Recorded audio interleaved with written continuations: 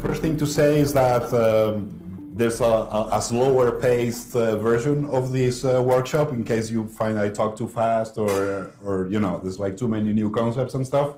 So you can get everything that I'm going to demonstrate, the vulnerable applications, our recording, the slides, everything in cybersecurity.com/free. So it's completely free.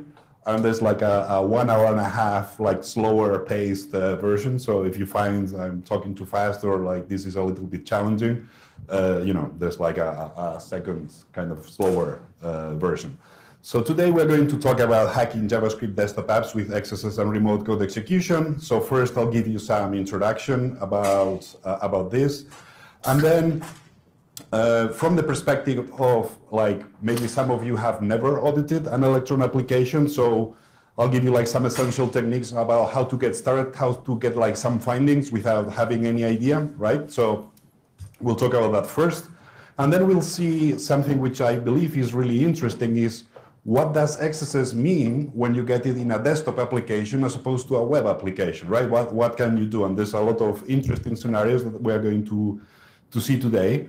And then we will see like how to exploit them and how to mitigate them as well, right? And then how to turn XSS into remote code execution, and then attacking preload scripts will also be a quite interesting concept because it's kind of prototype pollution, but in the context of a desktop application. So I'll go through that. And then another very interesting concept, which is getting remote code execution through inter-process communication, right? So we'll talk about all those things.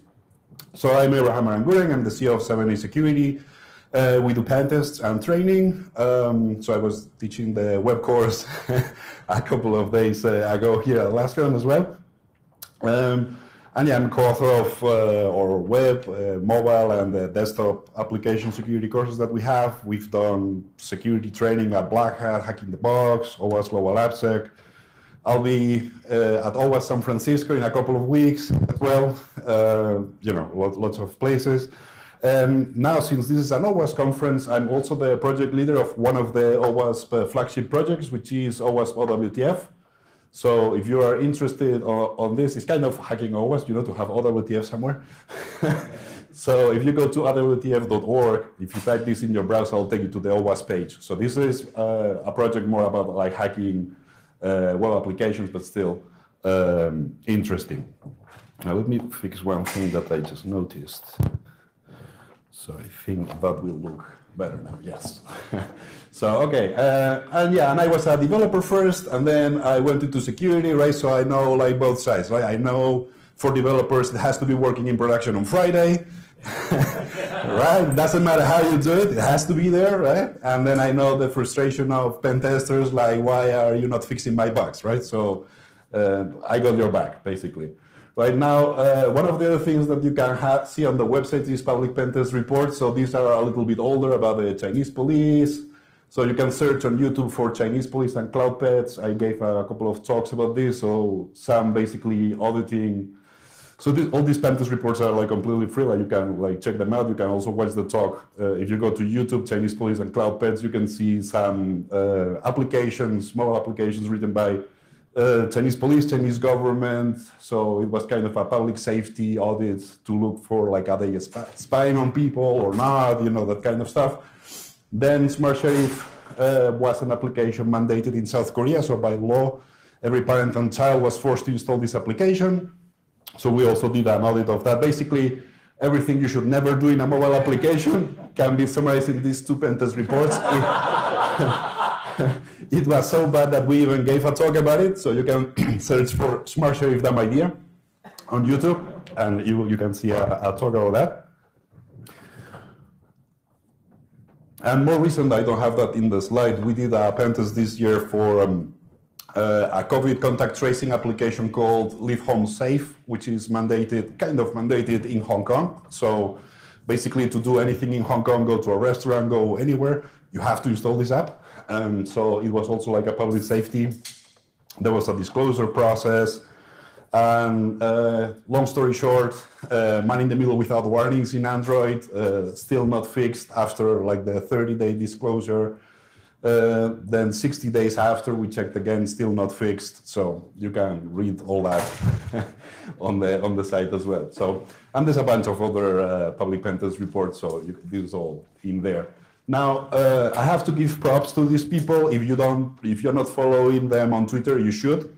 So basically, if you're interested in XSS, you should follow Masato, right? So when the XSS seems impossible to exploit, he makes it exploitable. File descriptor #1 ranked bug bounty hunter for Twitter for many years. And InsertScript has done a lot of research on PDF and how to, using PDF, how to hack into web applications and stuff. So really good people, and they all helped make our Electron course better, and by extension also this workshop. So props to them. And yeah, this is like in case you want to take course, I'll just skip through this. Today, we will see some introduction to Electron, so what it is and so on. And from here, we will be talking about the basics of Electron XSS exploitation, what node integration means, some mitigation essentials, right? So we will talk a little bit about defense, web preferences. So we will see a little bit of these topics, and also electronegativity. I'll have a demo about that. From here, we will attack preload scripts. So this is one of the things we'll do. And we will see a very cool technique to get code execution without warnings in Windows. So if you're into red teaming, some of the techniques that I'm going to show will be interesting. Then we won't see anything of this today, but just to mention that because Electron applications are in the desktop, all the usual like leaks in the local system and so on type of attack vectors also apply. Then you should always man in the middle desktop application. We won't see this today, but of course you have to like man in the middle, and there's like a few techniques to do this. Now repackaging is also an interesting technique that you can do also in mobile applications, but in desktop applications, and especially Electron, is even easier because you can basically reverse the Electron application, change the JavaScript, and then you get, for example, you can add debug statements on the JavaScript, and then you can see how they are doing their crypto and stuff, right? So you can get a lot of help with that. So, and then with instrumentation, you can also see what the application is doing at runtime, but we won't see this today, just to mention that it's possible. And then in here, we talk a bit more about advanced attacks. Yeah, and what else from here? I think, yeah, we will see that, yeah, this one. So this is one of the scenarios that we will be talking about today with getting code execution through interprocess communication. So I'll talk about that. And then this is also an interesting topic, right? So we call this hacking desktop applications, but sometimes we've seen this actually in the field. It's possible to run Electron on our website. So there was this website, and they were running an Electron app to turn user-supplied HTML into a PDF. So you can see where this is going. And then you can basically, using the attack vectors that I'm going to show today, getting XSS against the PDF converter, and then from that you can even turn that into code execution as well on the server, right? So even if you're just a web pen tester, I think this talk can also give you like some pointers in case you get lucky and find something like that. And then some local attacks, so privilege escalation and so on. It's another thing that we cover, right? So with that, let's get started. So a crash course about Electron security, right? So first of all, why would you run JavaScript on the desktop, right? So most of you security people are like, but why do this, right? Like JavaScript on the desktop, seriously, why, right? So so the first thing is, it's a practical thing for companies, right? So you have, traditionally, you would have to pay Windows developers, Linux developers, Mac developers, right? So this is expensive. Now you have 3 teams that maybe don't get along very well, right? There's always like politics in big companies and so on, different deadlines. I mean, there's a lot of more coordination effort, paying more people. But with Electron, now the application is written in JavaScript and magically works everywhere, right? So now you only have to pay JavaScript developers, who are probably cheaper than Windows developers maybe and Mac developers, right? And now the application magically works on everything, right? It works on Windows, Mac, and Linux, so this is pretty cool, right? So this is the main reason why lots of companies are doing this. And now your next question might be, what companies are doing this, right? So maybe some of these ring a bell, right? Microsoft Teams, Skype, Zoom, Slack, Discord, Big Garden, right? So lots of like big companies, right? So it's important to know about electron security because lots of big companies are using it, are very popular applications. So to understand this workshop, this is one of maybe the most important slides. Let's say this is the Discord application and you click on it. Now the first thing that's going to happen is that this what's called the main process of the application will be launched. And then for each screen that the application has, there will be a renderer process, right? So this will become important now as I delve deeper into this, because the main process is less exposed to the user, but it is more powerful, right? So if you have a vulnerability here, you can do a lot more damage. And the renderer process, because it's more exposed to the user, has more mechanisms provided by the platform. So it's easier through configuration to secure it, right? As opposed to the main process where if you have a vulnerability here, you're pretty much like done, it's over, right? So that is the main difference. So you have the operating system, Windows, Mac, or Linux.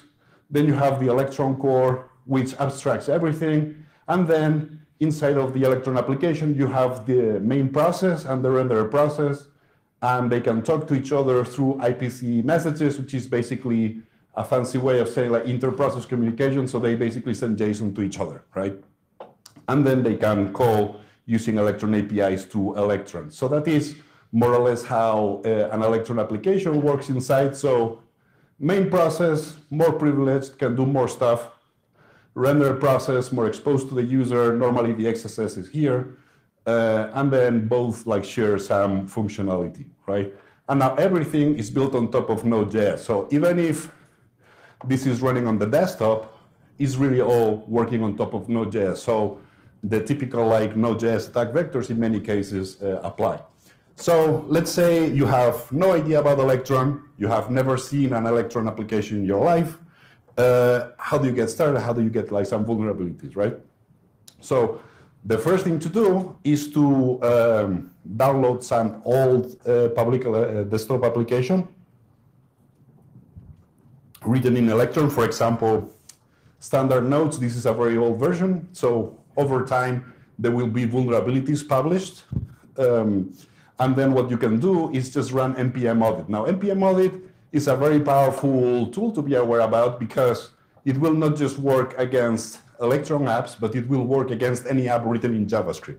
So if you get the source code of a web application or a mobile application written in JavaScript, like for example, Apache Cordova applications, you can run this command and you can get like some findings, like if any dependency is outdated and vulnerable.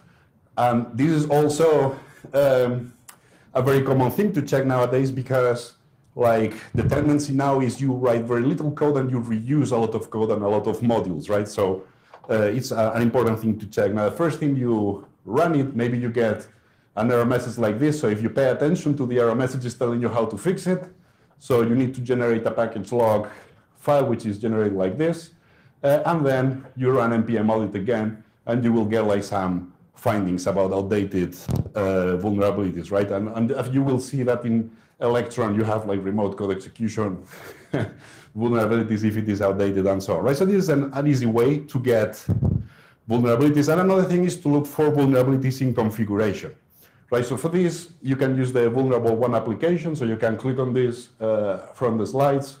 Now if you're using like the whole free access thing. And in the package.json, this is the first file to look at. You're looking for main. So main will be the main entry point of the application. And in this case, it's a file called main.js. Now, the thing to look for on main.js or whatever it's called on the application is new browser window, right? So I showed you in a slide before that for every window that the application opens, there's a renderer process, right? So this is the renderer process, the new browser window, right? So when the browser window is open, one of the parameters is the web preferences, and this is where you can tighten the security. In this case, there's basically no security because these settings are bad, right? So I'll explain now why these are bad, right? So node integration is enabled, which is bad, because now with XSS, you can access all the Node.js APIs, right? So you can execute operating system commands and stuff like that. So this increases the impact of any XSS from alert 1 to code execution, right? So it's a pretty big difference. And then context isolation is disabled, which is also bad, because basically the JavaScript of Electron is running in the same context as the JavaScript that the user is running, right? So if you have an XSS on the render process, this XSS can mess with Electron, right? So we will see attacks against both of these things today. So does anybody see a vulnerability here? Inner HTML, very good. So we have a DOM XSS vulnerability here, right? So the application receives a message from the user, assigns it to inner HTML, which is a DOM XSS sync. If you're interested in this, you can search for DOM XSS wiki, and it hasn't been updated in a few years, but the DOM XSS wiki has like a lot of syncs, even jQuery syncs and so on. So this assignment is what is causing a DOM XSS vulnerability here, right? So DOM XSS wiki, you can check it on GitHub. You can also search for DOM XSS wiki on Google, and it will be the first result is pretty good. And then another thing would be to look for vulnerabilities in Electron, right? So there's this company called doyensec who maintain this tool. So you can do npm install doyensec/electronegativity-g. So -g installs it globally, which is what you want here, because you want to run it as a tool in your system, right? So when you do that, it's already installed, and then you can run it against the vulnerable one application that I'll show in a second. And then when you run this, it will look for lots of vulnerabilities in Electron, so you will get lots of findings like this, right? So let's do a quick demo about that so that it makes more sense. So first, I'm just running npm audit on a very old project that I showed in the slides, right? So you can get like some critical findings. So you have no idea about Electron, but you just run npm audit and now you have findings, right? So, so this is good, right? A quick way to get started. Now in the configuration, you open package.json, right? So this is the file I'm opening. And in here, you want to look for main, right? So I'm just going to search in VI for main. So it takes me to this line. This is the main entry point, it's main.js. So now I can go to main.js, or maybe I think I have it here. So I can open, well, first I would open main.js. And here you can search for browser window. So in here you can see there's a new browser window. These are the web preferences, no integration. Any XSS will be code execution. Context isolation is set to false. Any XSS will be able to mess with JavaScript in Electron, right? So I'll show examples of that in a second. And then in here, we have the XSS. So this is the vulnerability, and this could be one way to fix it, right? So if you, instead of assigning the message to inner HTML, you assign it to text content, and there's no XSS, so you're safe, right? And now electronegativity. You can run it like this, electronegativity-i, and then the whatever directory where the vulnerable application is. In this case, it's vulnerable 1, so looks like this. And now we will get some findings. Now, since this is for those of you who are not very familiar with Electron, one thing to mention here is that electronegativity tells you what the vulnerability is here. It tells you what file it is. The location is like, this is based on the results from line 7 to line 21. And you have an issue description, right? So you can open this in your browser, read more about that type of vulnerability, and now you have like some findings, right? So you can get started with this, right? So these are like some essentials so that you can get started and find some cool stuff, right? So now with that out of the way, let's make this more interesting and start hacking stuff, right? So what does XSS mean in a desktop application, and how to turn XSS into code execution, right? Which is what we want here. So for this exercise, I'll be using, again, the vulnerable one application. Now, the first time you install an Electron application, this is just the code. So what you need to do is you create some directory, you cd into that directory where the application is, and then you have to run npm install, right? So npm install will look at the source code, it will look at the package.json, and then it will say, okay, this is an Electron application, So I have to download Node.js, the correct version of Electron for this application, and so on. So this will download all the dependencies for the application, and only after this has been done, then you can npm start, and that will start the application, right? So once that's done, now we can try some payloads, so script alert 1, SVG enroll alert 1, and so on. And to debug, a very cool trick to know in Electron applications is you can do Control-Shift-I, or if you have a Mac, Command-Shift-I, and this will open the developer tools the same way that you have the developer tools in your browser. So if you're wondering why your XSS is not working, you can troubleshoot using this, right?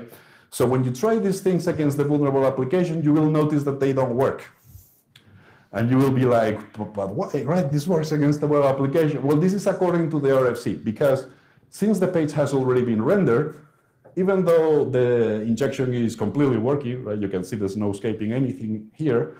It's still being rendered as text, right? So, well, it's not rendered as text. I mean, you can see that the injection is working, but there's no alert, right? So, so then you're like, why is this happening? So this is according to the RFC. If the page has already been rendered, script and SVG will not execute, right? But we can work around this by just using an image, right? Because the image, it has to render. So the application will try to render the image, and then you use the event handler or no alert 1, and now you have the alert 1, right?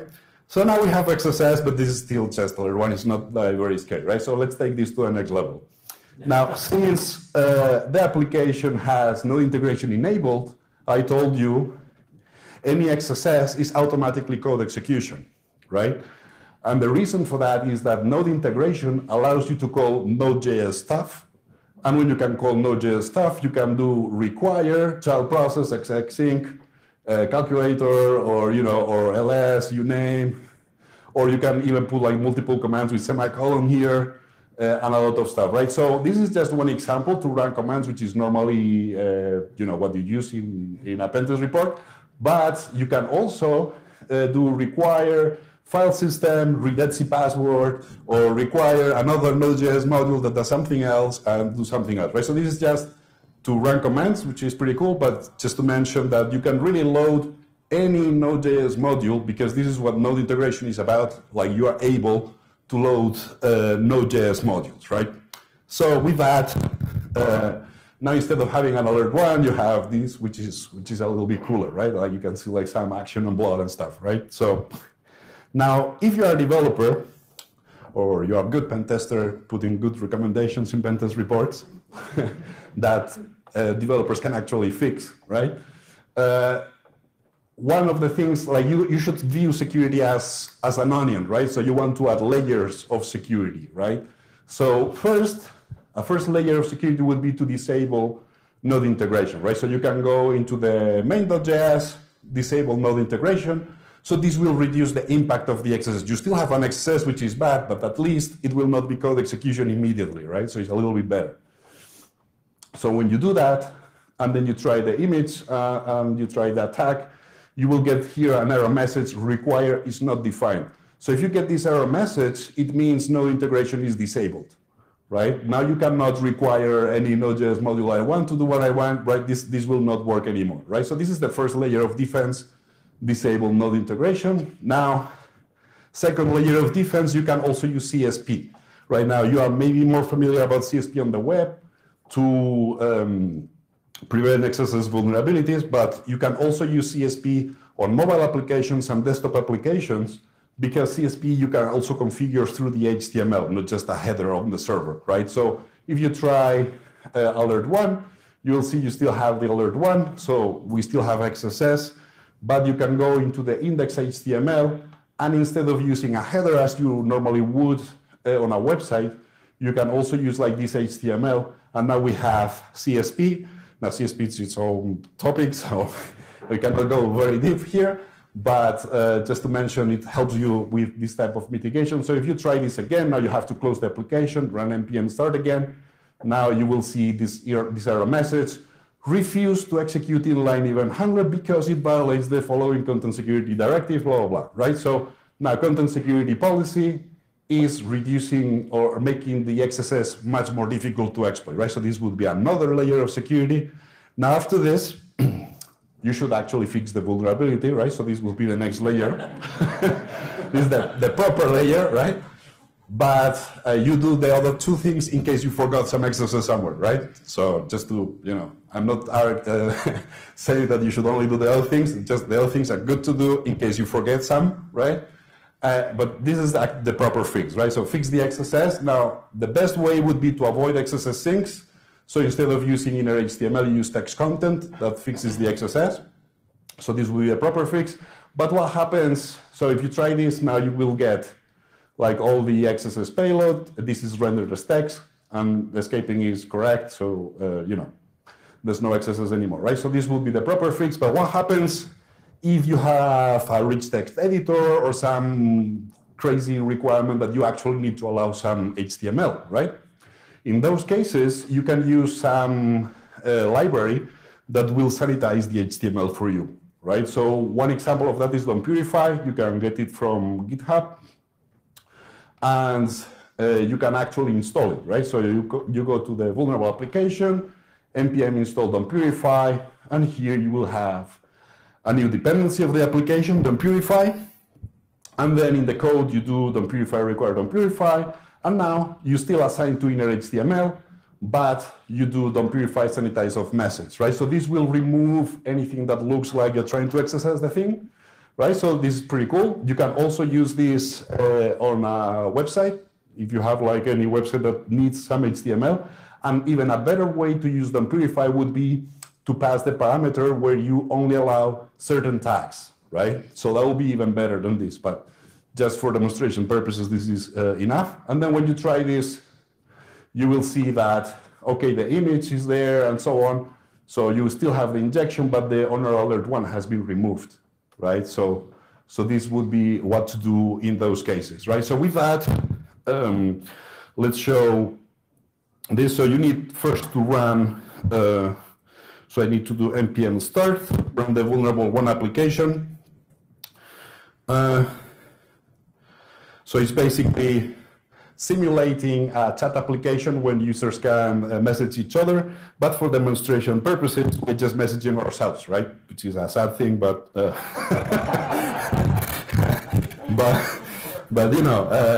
just it's easier for us to debug this way, right? So okay, so let me just go here. So I'm just going to try all the payloads at once so that you don't suffer me mistyping here stuff. And I'm just basically going to send all the messages. So you can see here the output of the different payloads. So this is the output of the ls command here, right? This is the output of uname-a, which is here, right? So you can see we can run any command we want with node integration. Now this one that is taking a little bit longer is the genome calculator. I don't know, if they are doing some Bitcoin mining there while they launch the calculator or what, but it takes a little bit longer. So, but you see that it showed up. Now, since the genome calculator doesn't return anything, now we get a blank alert. Also, I forgot to mention earlier that you want to execute functions synchronously in general against Node.js applications and so on, so that the command is executed, it waits until it finishes, and then it gives you the output, because many times, especially against Node.js applications, when you're testing a website, if you don't use the synchronous function, maybe your command execution is working, but you are not actually getting the output, right? So you want to always shoot for the synchronous functions for that reason. And this is the output of the ID command, which is here, right? So that shows you that. And yes, okay. And now we will talk about other cool stuff. So now let's talk about attacking preload scripts, right? So what happens if you don't have node integration enabled, right? But there's no context isolation. So for this, we will be using the vulnerable 2 application, and this will be demonstrated against Windows, right? Because Windows has some interesting property that I'll talk about in a second. This will also be interesting for those of you doing red teaming and stuff. So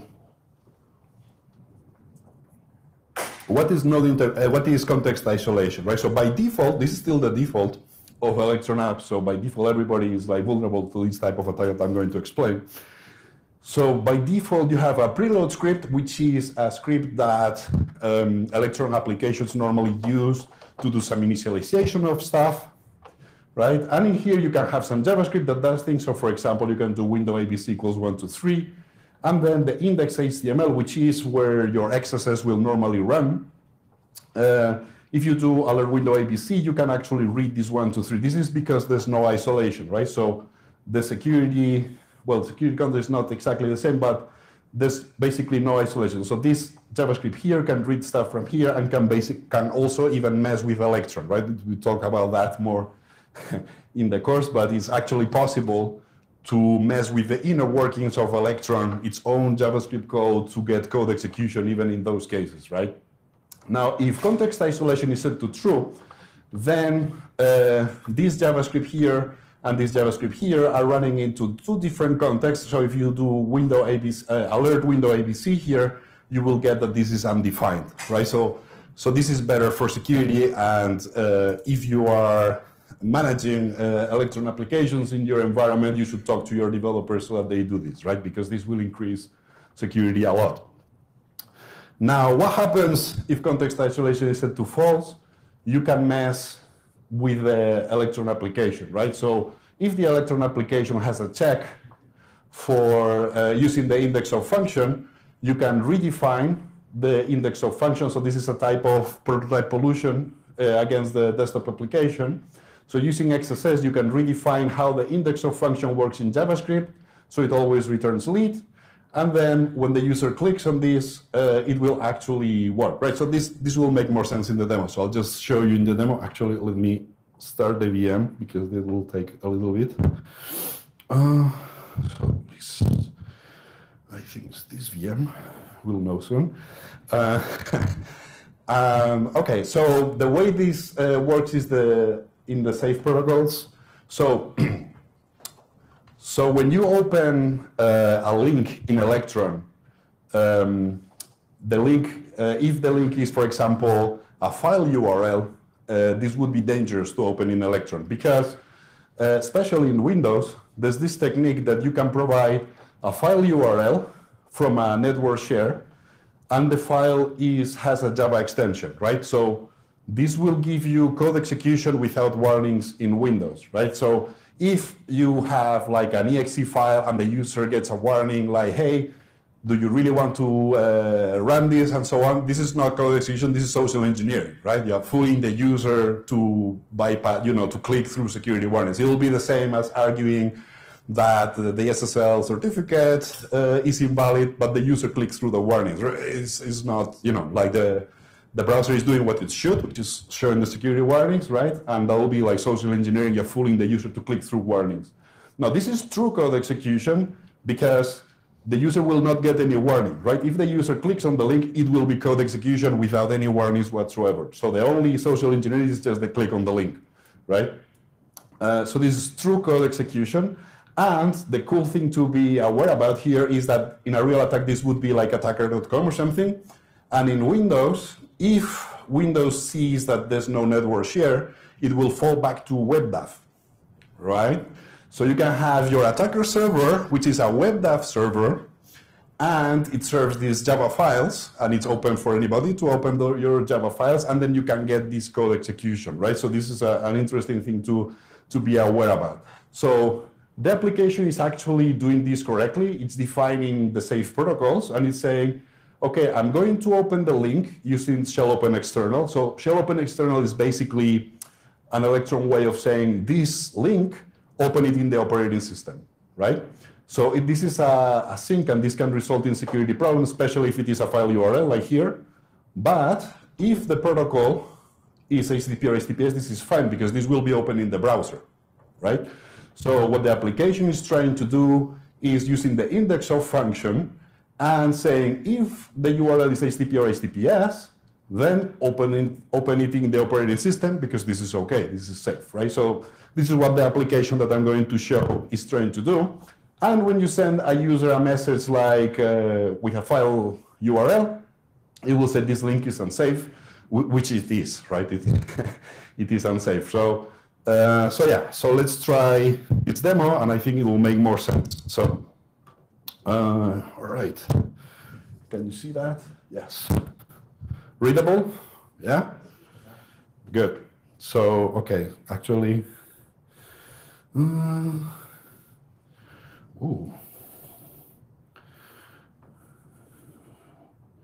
Oh, okay.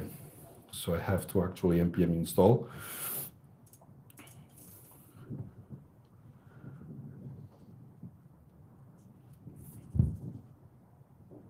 So yeah, if you try to run any of the applications and you get that error message, think about npm install first. Right? Because you need to install the stuff. If you just have the code, it won't work. Now I can do npm start, and now this will open the vulnerable application. Right? So first, I'll just clear this. It's a little bit easier to understand, and in here, so let's try this first, right? So it makes more sense. So one user sends to another this message, hey, look at this, right? So, whatever, you can be more creative, like it's a cute cat, whatever, right? So you click that, and it should say, wait a second, now, just try this again. This should say that the link is unsafe.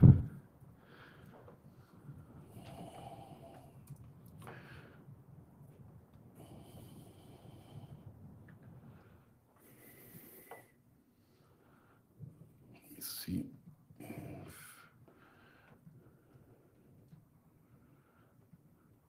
No, wait a second. I think I'm on the wrong app. Yeah, problem of live demos and the chickens. Okay, so is it vulnerable 1 or vulnerable 2? Don't remember now. npm start.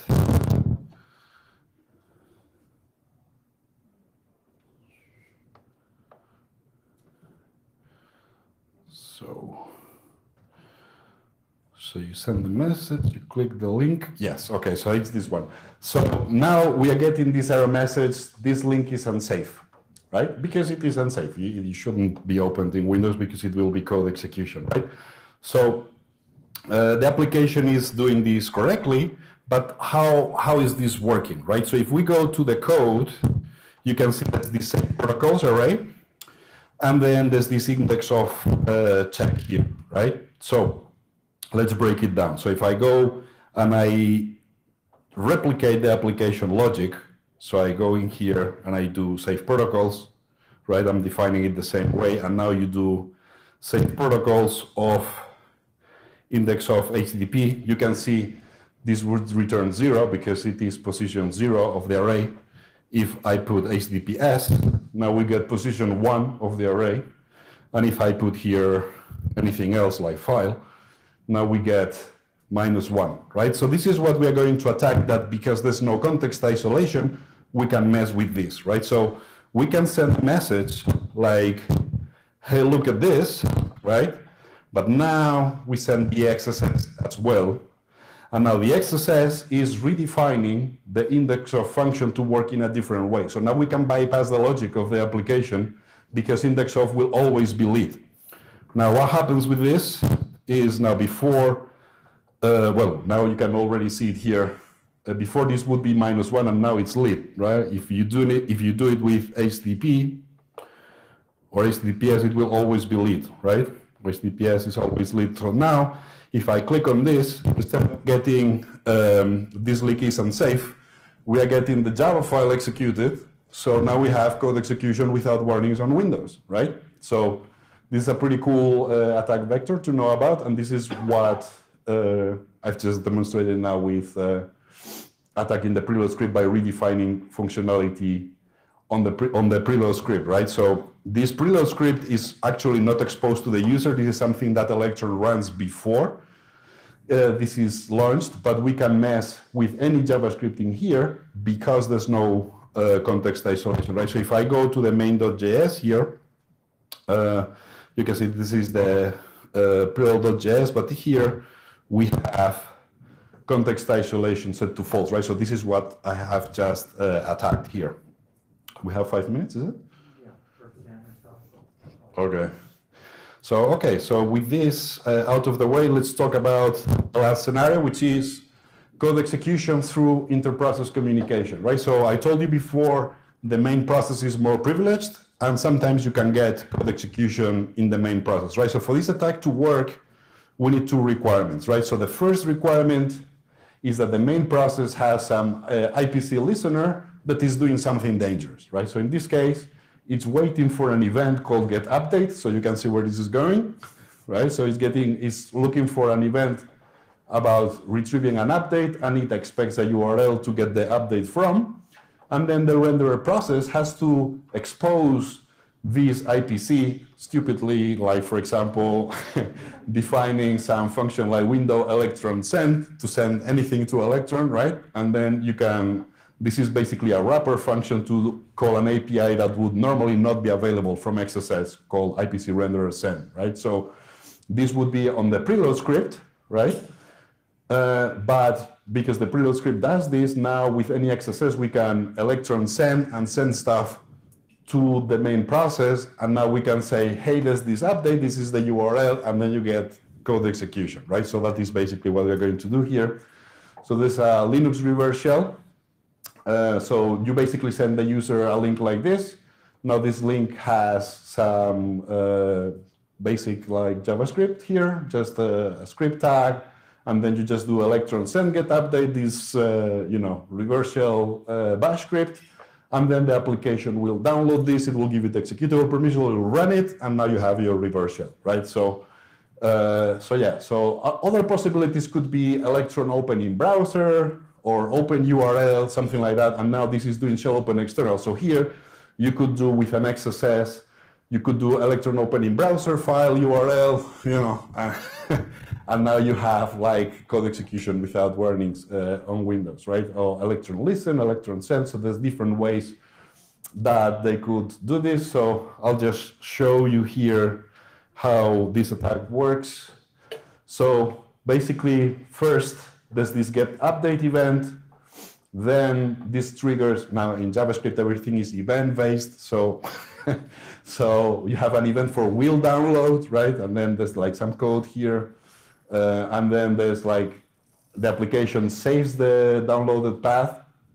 And then once it is like updated and the situations are correct. So at the end, there's like one event here for state completed, right? And then when it is completed, it will give it executable permissions, and then it will run the update, right? And then the update, instead of being an update, is just basically your reverse shell, right? So, and this is like the attack vector, and this is basically the code of the reverse shell. It's just creating an input-output file on TMP, and then just redirecting the shell, which is an interactive shell.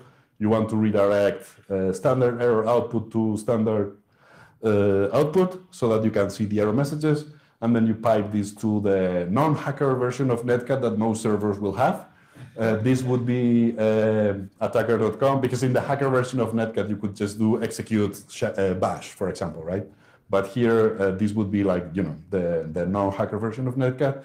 And then you just redirect this to the same file. So this is one of the many results that you will get in Google if you search for Linux reverse shell one-liners. So this is a very popular one because it doesn't require any special tools on the server, or in this case, the victim computer. And then in some terminal, you will get the shell back. And that's it. And this is how the attack would work. You basically message the user, you click on this, and that's it, right? So in the terminal, you will see something like this. Get update. This is download path of the downloads of the user. Download successful, running update, and then on the other terminal you get the shell, and then the password and so on. And I think the demo, I think the VM I have here has a problem, so I will not risk it. And in here, you basically can get all the slides, the vulnerable applications I've shown here, and everything here on server secure comes last free. And that's it. And if you want to get in touch, you can do it that way. And if anybody has any questions. Any questions? All right. Thank you so much, Abraham. Thank you.